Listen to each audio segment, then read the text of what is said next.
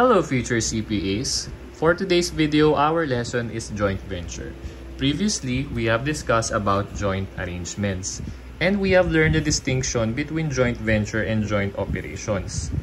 Sa joint operation, ang binibigay natin sa parties to the joint arrangement is rights to assets and obligations to liabilities. While on the other side, in joint venture, what we give to the parties to the joint arrangement is right to net assets. And in-emphasize na rin natin sa nakaraan nating video yung difference between these two. Yung net assets is actually your equity, and your rights to asset and obligations to liabilities is actually on the other side of your accounting equation. That's why under joint operation, we account for using proportionate method, while the joint venture, we account for using equity method, which would be the focus of our discussion for today. So for example, on our first illustration, si investor, nag-acquire siya ng 20% or more ng voting power ni corporation. So, if that's the case, then it is presumed that the investor has significant influence of this corporation. Hence, ang tawag natin dyan is investment in associate.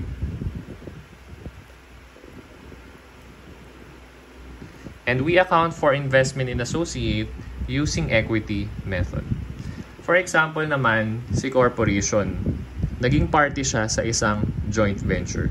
Si corporation, magre-record siya ng account title na tinatawag natin na investment in joint venture. Both investment in associate, which you have already learned in your financial accounting and reporting, and the investment in joint venture, which would be the focus of this video, are accounted for using PAS 28. Joint arrangements, in our previous video na diniscuss natin, this is accounted under PFRS 11. And under ng joint arrangement is joint operation and joint venture. Pero yung specific accounting ng joint venture is governed by a separate accounting standard called PAS 28. Ang pinaka-technique sa accounting for investment in joint venture is malaman mo lang kung ano yung debit items and credit items ng investment in joint venture. So, ano ba yung nakakapagpadagdag at nakakapagpabawas sa balanse natin ng investment in joint venture? So, unahin na natin sa debit side. We have beginning balance. Yung beginning balance, ito yung amount na kinontribute mo sa joint venture plus transaction costs if there are any. Next, i-debit mo din yung share in net income. For example, si joint venture, nag-declare siya ng net income or nag-earn siya ng net income for the accounting period. And for example, ang interest ni corporation sa joint venture is 40%.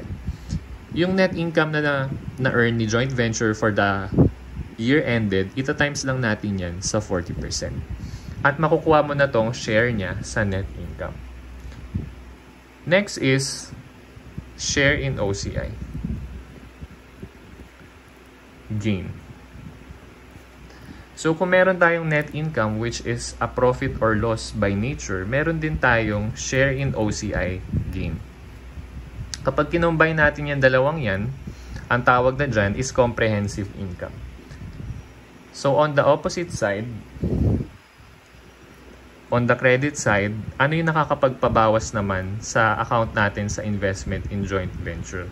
Kasi 'di ba, ang investment in joint venture is an asset account recorded by a party to a joint arrangement, which what we call joint venturer. So, syempre, share in net loss, nakakapagpabawas yan. So, for example, kung si joint venture, sa halip na net income ang kanyang ma-earn, nag-net loss pa siya for the year. Ita-times mo yun sa 40%, kaya magkakaroon ng share in net loss. Next naman, opposite lang nito, share in OCI loss. And finally, nakakapagpabawas din yung tinatawag na impairment. So, nagre-record din tayo ng impairment loss sa investment in joint venture if there are any. So, pag pinag-offset mo na yung balance na yan, makukuha na natin yung ending balance. So, the normal balance of investment joint venture, needless to say, is debit. Pag nag-credit, ibig sabihin negative. Paano naman kapag ang joint venture mo is a small medium enterprise or SME. So, tignan natin. Again, yung diniscuss natin kanina is kapag non-SME. Kapag non-SME kasi, automatic, ang kailangan mong gamitin is equity method. Yung equity method, ito yon. Pero paano kung SME? So, kapag SME, meron kang option na gumamit ng fair value, cost, or equity method. So, si SME meron siyang option kung anong accounting treatment ang gusto niyang gamitin sa pag-account ng interest niya sa joint venture. So, ano ba yung pagkakaiba-iba ng fair value, cost, and equity method? So, unahin na natin. In terms of initial measurement, ang equity, as we said a while ago, purchase price plus transaction cost. Next naman, sa cost, ganun din. Purchase price plus transaction cost. Sa FVPL, ito yung naiiba sa initial measurement. Ito yung naiiba sa tatlo kasi purchase price lang yung yung sinasali or kinakapitalize natin as initial measurement. Hindi natin sinasama yung transaction cost under FVPL, ini-expense natin siya. Next would be subsequent measurement. So, under equity method, our subsequent measurement is book value minus impairment. So, yung sinasabi natin na book value, ito yun. Tas, nakadeduct na yung impairment. Sa cost naman, cost minus impairment. Ang naiiba lang is FVPL. Kasi, ang subsequent measurement natin sa kanya is yung fair value on the date of the subsequent measurement. For example, December 31, 20x7. Next naman is unrealized gain or loss. Sa equity and cost method, hindi tayo nagre-recognize ng unrealized gain or loss. Kung merong unrealized loss sa equity or cost method, ina-account natin siya as impairment. Pero sa case ng FVPL, since ang subsequent measurement natin is fair value, kapag tumaas yung fair value, magre-record ka ng unrealized gain. Kapag bumaba naman yung fair value, magre-recognize ka ng unrealized loss. Tinawag na unrealized kasi yung gain or loss na yan, marirealize mo lang once na ibenta mo na yung investment. So dito, nagre-record tayo ng unrealized gain or loss. Next is accounting for dividend income. So for dividend income, ang naiiba naman sa tatlo is yung equity method. Kasi hindi tayo nagre-record ng dividend income under equity method. Kapag nag-declare si joint venture ng dividends, for example, si joint venturer, gumagamit siya ng equity method. Yung dividend na dineclare ni joint venture, ito times natin sa 40% and i-credit natin dito sa investment in joint venture. So, ang isa pa pala na nalimutan natin kanina is share in dividends. Or yung tinatawag natin na cash dividends. Yan. Kasi under past 28, kino-consider natin ang dividends declared by a joint venture under equity method as return of capital. Kumbaga, yung ininvest mo sa joint venture sa beginning balance mo, binabalik lang sa'yo yung pera. So, since binalik sa'yo yung pera in the form of dividends, kinikredit natin siya sa joint venture para mabawasan yung account natin for investment in joint venture. Yung investment in joint venture account kasi, yung pera niyan dapat nasa joint venture. Once na yung pera mapunta sa investor or tayo as a joint venturer, binabawas natin sa account natin under investment in joint venture. So under equity method, dividend income is considered as return of capital. Pero under cost method and FVPL, nagre-record tayo ng dividend income. So yan yung pinakahabol natin kapag nag-i-invest tayo under cost method and FVPL method, yung dividend income. Kasi yan yung magiging source of income natin. Diyan tayo kikita under cost and FVPL. Next naman, paano kung mag-earn si joint venture ng net income for the year? Ang share in net income, again, si equity method lang yung naiiba sa tatlo. Nagre-record tayo ng share in net income. Pero, under cost and FVPL, hindi tayo nagre-record ng share in net income. Ang pinaka-income natin na nire-record under cost and FVPL is dividend income. Hindi enough yung voting power natin under cost method and FVPL method. Or kapag SME, kahit pa above 20%, hindi tayo nagre-recognize ng share in net income. So next naman is yung impairment loss. Kapag merong impairment loss, binanggit na natin kanina dito na nagre-record tayo ng impairment loss under equity and cost method. So ang naiiba among the three sa pag-record ng impairment loss is FVPL. Hindi tayo nagre-record dyan ng impairment loss kasi nagre-record tayo ng unrealized gain or loss. So madodoble. Kapag meron ka ng unrealized loss, nag-record ka pa ng impairment loss. And ang pinaka-main reason kung bakit walang impairment loss sa FVPL is, ayan na, yung the word itself, fair value. Naka-fair value na siya. So, yan na yung current price niya sa market. Ibig sabihin, hindi na yan may impair. Kung bumaba man yung previous fair value na ni-record mo dun sa panibagong fair value mo, sa unrealized loss mo siya i-record. So, let's further illustrate this through journal entries. So, let's have an illustration. For example, si joint venturer A. Nag-contribute siya sa joint venture ng 25%. So, apat sila na joint venturers, tagto 25% sila. Ang kinontribute ni A company sa joint venture is 250K. Ang transaction cost, kunyari, transaction cost 20K.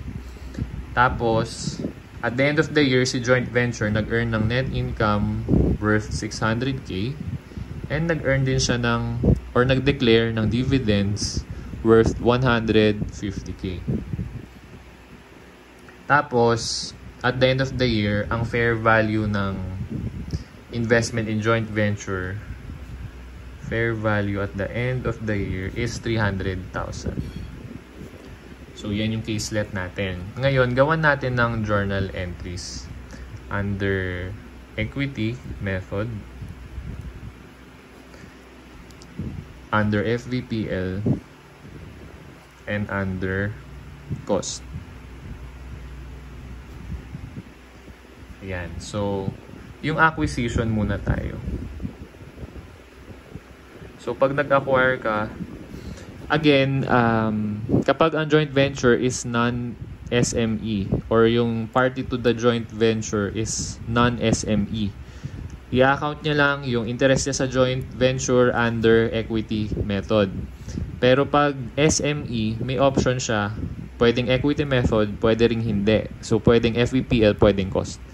Okay, so ano lang yun, reiteration. Acquisition, debit, investment in joint venture, IIJV na lang, and credit cash. So, under equity method, 270,000.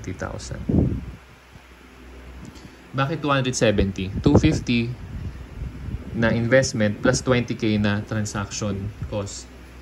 Again, sabi natin sa equity method, sinasama natin transaction cost sa initial measurement. Sa FVPL naman, yung transaction cost, ini-expense natin. Kaya walang transaction cost dyan. So, ang journal entry mo dyan is IIJB, 250K. Transaction cost, 20K. Credit cash, 270K. Under cost method naman, same lang sa equity method. So, debit IIJB, credit cash, capitalize the transaction cost of 20K, so that's 270K. Next naman, anong journal entry natin sa pag-record natin ng, di ba, nag-earn si joint venture ng net income worth 600k. So, net income is 600k. Under equity method, we will record our share on that net income. Kaya debit IIGV, credit investment income. So, 600k times 25%. Let's try. 600 times 25%, 150k. So, 150k, 150k. So, as you can see, ang form ng income natin kapag equity method is kapag nag-earn si joint venture ng net income. Hindi kapag nag-declare ng dividend. Yan. So, nadagdagan yung investment natin. Ibig sabihin, nung nag-earn ng net income si joint venture, hindi tayo nakatanggap ng pera. Pero, tumaas yung investment account natin. So, sa FVPL and cost naman, wala tayong entry. Kasi, hindi tayo nagre-record ng share in net income under FVPL method and cost method. Ngayon, paano naman natin i-account yung nag-declare ng dividend si joint venture? So, number 3, dividends equals 150k. Our journal entry under equity method, since this will be considered as return of capital, as we said a while ago, tatanggap tayo ng cash. At kapag nasa atin yung cash, babawasan yung ating investment in joint venture. So, yung 150k, ita-times natin sa 25%. So, magkano? 150 times 25%, 37.5k. So, 37.5k, 37.5k. Under FVPL and cost method, ang magiging journal entry natin is pareho lang na debit cash. Pero this time, ang credit mo, instead of investment in joint venture, dividend income. Na 37.5k. Ngayon, sabi natin kanina, at the end of the year, ang fair value ng investment in joint venture natin is 300k. So, paano natin i-account yung change in fair value? Under cost method and equity method, wala tayong entry kasi ina-account lang natin yung change in fair value under FVPL.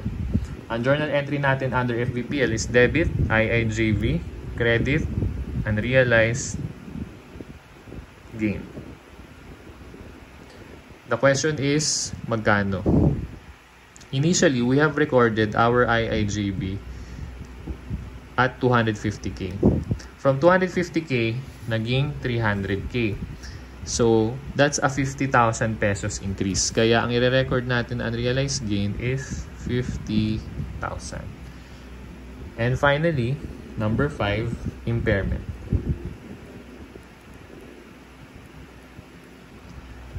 For example, ang impairment natin for the year is 70k. Under FVPL, wala tayong entry sa impairment kasi nag-record na tayo ng unrealized gain or in some cases unrealized loss. So, under impairment, pareho lang ang magiging entry natin under equity and cost method na debit, impairment loss, and i-credit natin yung IIGV natin na 70,000. Impairment loss, IIGV, 70,000. So, those are our journal entries. Let's now answer some problems. Problem number 1. How much is the balance of the investment in joint venture account of XYZ as of December 31, 2026? So, ang technique lang natin para matrack natin yung balance sa IIGV as of the end of the year is yung T accounts. So, let's read the given. On January 1, 2026, A, B, C, and XYZ entered into a joint arrangement in which each party has rights to the net assets of the arrangement. So again, pag sinabing right to net assets, automatic joint venture yan. The transactions of the said joint arrangement are as follows. So, XYZ acquired 40%. Interest in the joint arrangement for a total cost of 250,000. So, gagawa na tayo ng IIJVT account. So, IIJV. So, total cost of 250K. Check natin, may transaction cost ba? Wala. So, 250K, yun ang kanyang IIJV beginning balance or purchase price. In its statement of comprehensive income, the joint arrangement reported a net profit of 1,200,000. So, 'di ba? Ito si ABC. Ito si joint venture. Si joint venture daw, meron siyang net income na 1,200,000. Meron din siyang OCI na 400,000. Tapos, during the year, nagdeklara pa siya ng cash dividend amounting to 150,000. So, dividend, 150,000. Okay, so sabi natin, itong tatlong to, saan ba yan sa T account? Ang net income, debit. Ang OCI, debit, kasi gain. Ang dividend, credit. So, debit, debit, credit. Since equity method ang ginagamit natin dito, dahil ang joint venture, hindi naman siya SME. Okay, so ito times na natin yung share niya sa net income, share niya sa OCI, and yung return of capital niya sa declared dividends dun sa interest niya na 40%. So, 1 to times 40%, OCI times 40%, dividend 150K times 40%. Okay, so 1,200,000 times 40%, 480,000. So, dito siya, debit eh. Yan o, debit. OCI, 400K times 40%, 160K. Debit.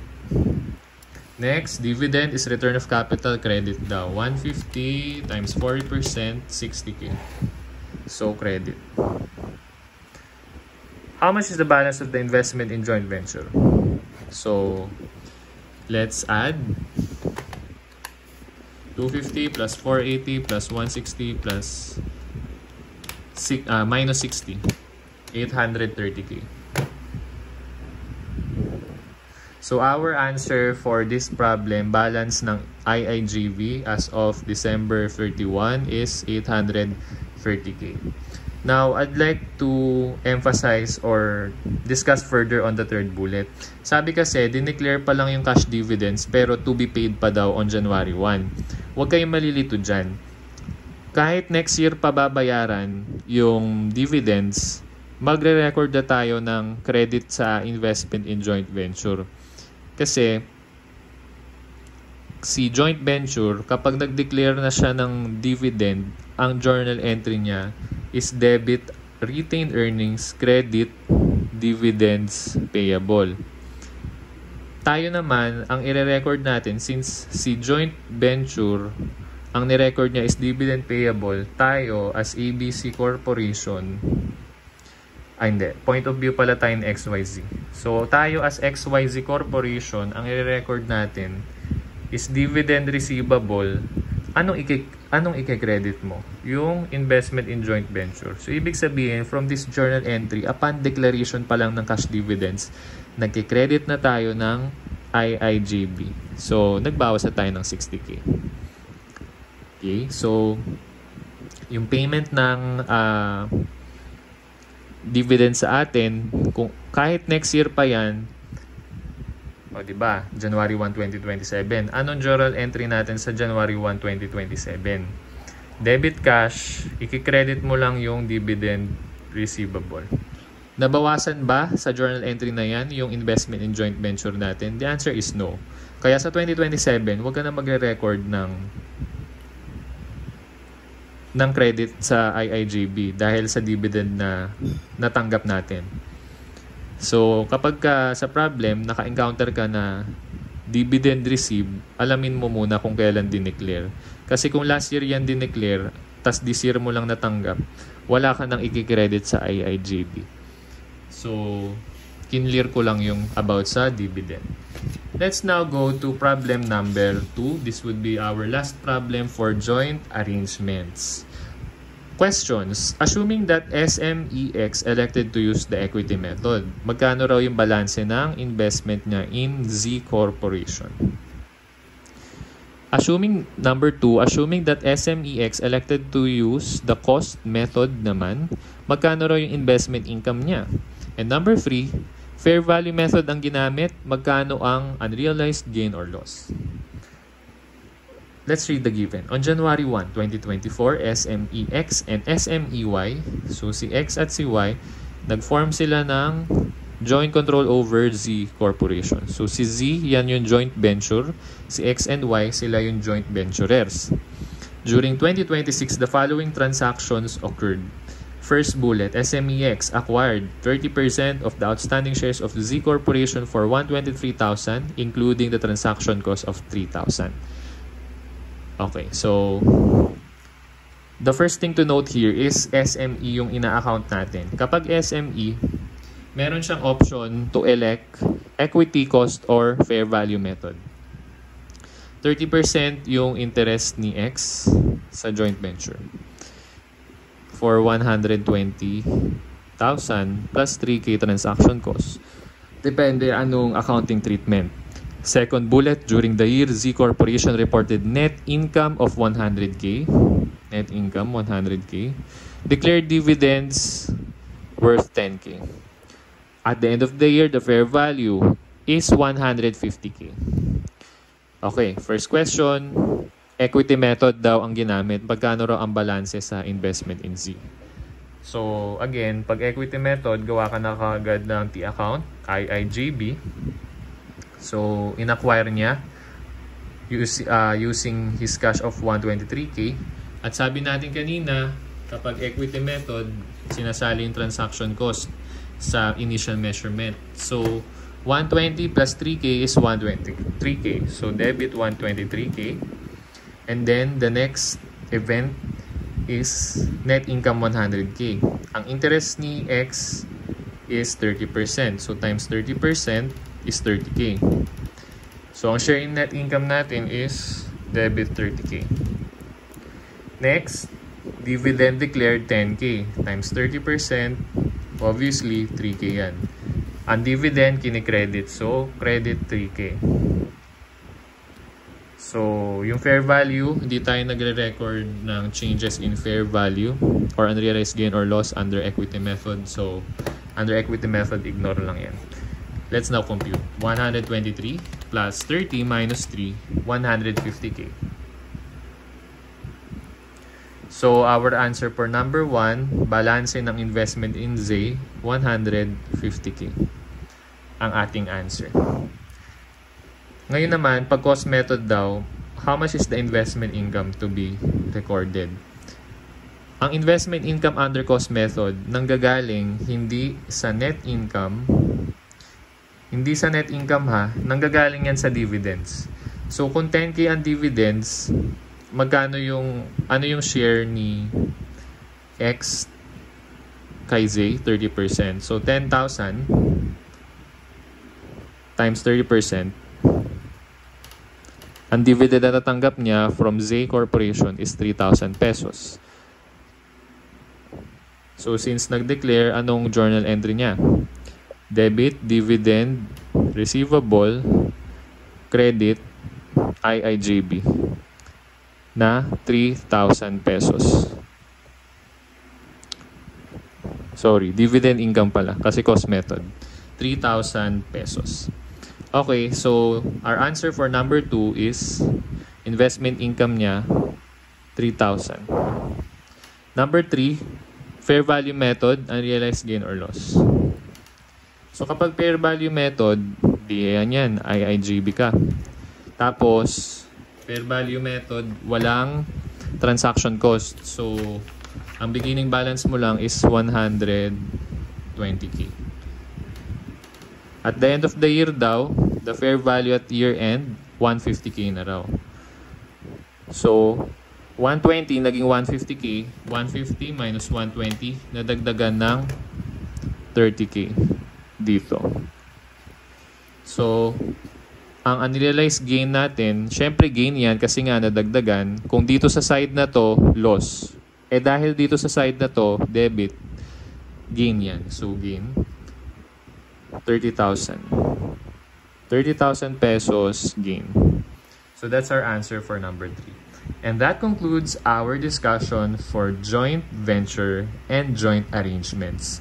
Thank you so much and see you soon, future CPA.